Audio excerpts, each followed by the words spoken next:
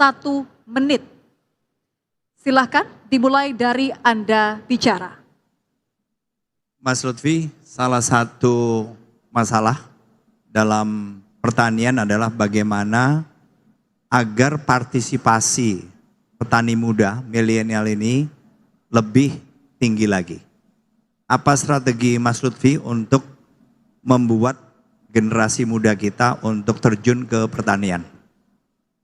Silakan calon gubernur nomor urut 2, Anda memiliki waktu. Apakah pertanyaannya sudah selesai? Sudah cukup. Oke, Baik, kita hentikan dulu.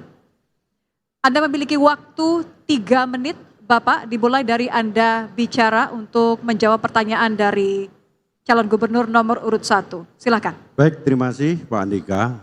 Kita tahu bahwa RPJMD kita mengamanatkan bahwa lumbung di Jawa Tengah adalah lumbung pangan nasional. Hal dasar inilah yang mungkin pertanyaan ini harus kita eksplor. Kenapa 60% pertanian kita adanya di Jawa Tengah? Karena apa? Di situ ada iklim dan sumber daya manusia. Tetapi yang tidak kalah penting, rata-rata anak muda kita tidak mau mengikuti pekerjaan bapaknya. Anak muda generasi Z kita rata-rata pengen yang instan. Oleh karena itu, kami menggunakan kartu zilenial. Dengan cara apa? Petani-petani milenial kita harus bangkit kembali. Pertanian di Jawa Tengah atau kita umumnya bisa kita kenal dengan 3 permasalahan. Yang satu adalah petani pangan, yang kedua adalah petani industri, dan yang ketiga adalah petani kesenangan. Petani pangan dia sawahnya kecil, petani industri sawahnya besar. Dia bisa nanam tembakau untuk perusahaan rokok. Tetapi petani kesenangan adalah dia bisa menanam produk-produk unggulan, bisa memasarkan bahannya sendiri, bisa untuk mengemas sendiri, dan bisa untuk menjadi kesenangan sendiri. Itulah nanti program kami dengan Gus Yassin. Apabila terpilih, maka petani milenial akan saya kedepankan. Dengan apa? Kita ciptakan di masing-masing desa satu produk unggulan petani milenial. Dengan begitu, maka desa itu akan terangkat, termasuk tidak hanya petaninya.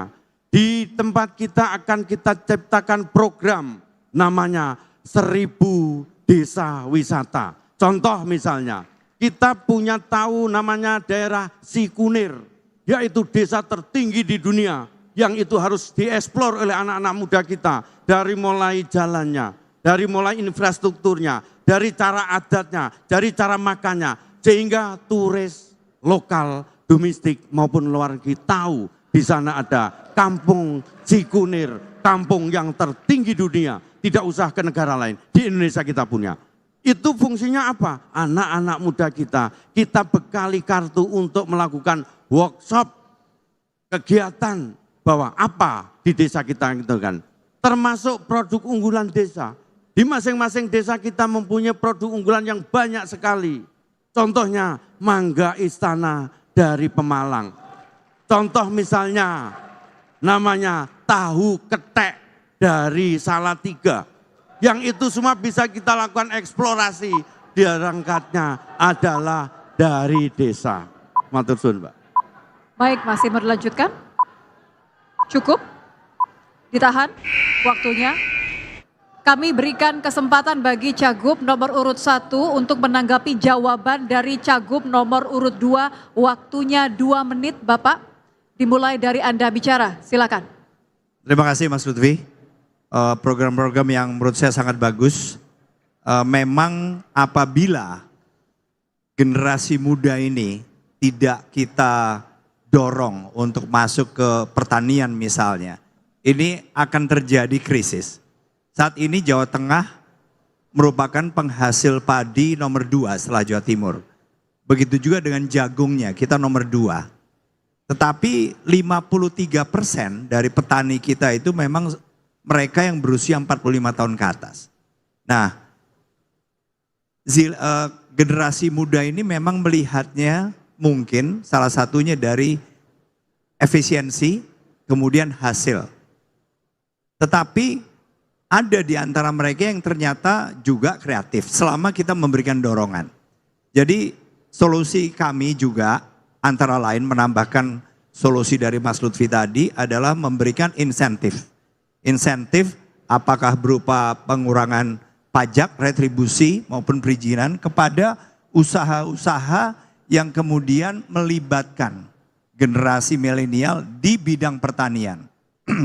Dengan harapan mereka-mereka ini punya ruang yang lebih besar dalam hal mengembangkan usahanya. Dan memang mereka-mereka juga harus punya keinginan untuk menggunakan teknologi. Karena dari 8 sekian persen kelompok milenial ini yang bergerak dalam bidang pertanian, mereka biasanya akan tergerak apabila mereka ini melihat keuntungan. Tetapi apabila mereka tidak melihat keuntungan, maka ya kansnya akan nggak terlalu mudah bagi kita untuk mendorong mereka. Intinya mereka perlu dibantu oleh usaha-usaha yang lebih besar selama kita memberikan insentif kepada mereka. Baik, waktu habis. Silakan kami berikan kesempatan untuk calon gubernur nomor urut 2 memberikan respon atas tanggapan dari calon gubernur nomor urut 1. Waktunya sama 2 menit, silakan. Baik, terima kasih Mas Andika. Kalau itu terkait dengan insentif kepada milenial, kita harus mendukung program pemerintah secara kolaborasi. Jadi petani milenial itu dari pemerintah sudah membuat aturan petani gajian untuk milenial. Inilah program yang sekarang dilakukan pemerintah sehingga untuk menarik daya dorong bagi anak-anak milenial di tempat kita. Jadi anak-anak milenial kita itu sudah dapat nilai harganya oleh pemerintah agar mereka bangkit menjadi petani-petani yang milenial, yaitu dengan petani gajian. Itu yang pertama. Kemudian yang kedua, kami ingin menambahkan, sudah bagus sekali Pak Andika telah memberikan eksplorasi terkait anak muda. Kita juga harus memperhatikan bahwa ada namanya urban farming. Urban farming itu apa? Bahwa dengan lahan yang sempit kita mampu untuk bertani. Dengan apa? Yaitu dengan hidroponis.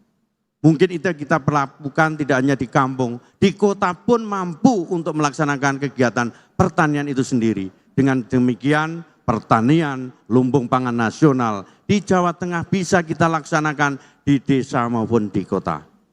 Terima kasih. Masih ada waktu, Bapak silakan dilanjutkan. Ya, perlu saya tambahin bahwa pemuda Jawa Tengah atau petani milenial ini sudah tumbuh. Ada angka 625.000 anak pemuda ini bertani. Dan di Kabupaten Magelang itu petaninya luar biasa yang sangat-sangat diidamkan. Bahkan itu menjadi sumber inspirasi bagi para petani milenial yang ada di Jawa Tengah. Terima kasih. Masih ada waktu, silakan kalau mau melanjutkan. Dicukupkan Bapak? Cukup? Baik. Terima Gantikan kasih. waktunya. Putaran pertama sudah selesai, silakan dilanjutkan untuk putaran kedua bagi calon gubernur. Baik, kita berikan putaran kedua kesempatan dari calon gubernur.